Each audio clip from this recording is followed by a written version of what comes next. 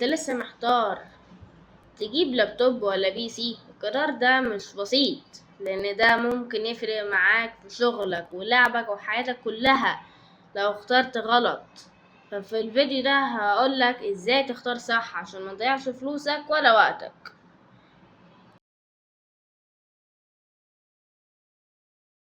مميزات اللابتوب انه محمول، يعني ممكن تاخده معاك في اي حتة، إذا كان في الجامعة أو في الشغل أو في كافيه، وتشتغل من غير ما تبقى مربوط بمكان واحد. وكمان اللابتوب بيجي بكل حاجة جاهزة، شاشة وكيبورد وبطارية، يعني مش محتاج تشتري قطعة زيادة غير لو انت عايز تطور الرامات أو. طيب والبي سي، الميزة الأساسية فيه هي القوة. لو انت من الناس اللي بتحب تلعب ألعاب تقيلة بجرافيك عالي، أو شغلك فيه برامج زي المونتاج أو جرافيك ديزاين، ساعتها يبقى البي سي أفضل، لأنك تقدر تختار كل قطعة بنفسك، الكارت اللي يناسبك، حجم الرامات والبروسيسور وحتى الباور سبلاي. يعني عندك الحرية انك تجهز الجهاز على مقاس استخدامك بالظبط. طب السعر مقابل الأداء، تعالوا بقى نتكلم عن النقطة دي، عشان دي نقطة مهمة جدا، وهي الفلوس. لو معاك مبلغ معين وعايز تجيب جهاز، غالبا البي سي هيقدم لك أداء أعلى من اللابتوب بنفس السعر. يعني مثلا لو معاك 20,000 جنيه ممكن تجيب بي سي قوي جدا، بس اللابتوب اللي بنفس الفلوس هيبقى أقل في القوة بكتير، لأن انت تحت 30,000 جنيه انت بتضيع فلوسك في الهوا في اللابتوب.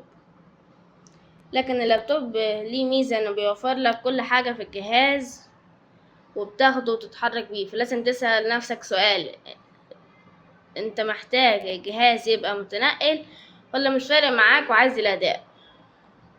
نيجي لتالت نقطة، وهي الصيانة والتطوير. الميزة دي اللي هتخلي ناس كتير تروح للبي سي، هي موضوع الصيانة والتطوير.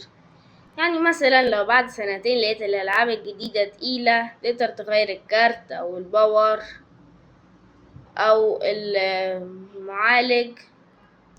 لو محتاج تزود رامات أو تغير بروسيسور، كل ده سهل. إنما اللابتوب التطوير فيه محدود جدا، غالبا هتقدر آخرك إنك تزود رامة أو مساحة تخزين وخلاص. لو حصل فيه عطل ساعات يبقى التصليح بيبقى أغلى وأعقد من البي سي. ده معناه إن البي سي عمره الافتراضي ممكن يكون أطول لو أنت عارف تطوره صح.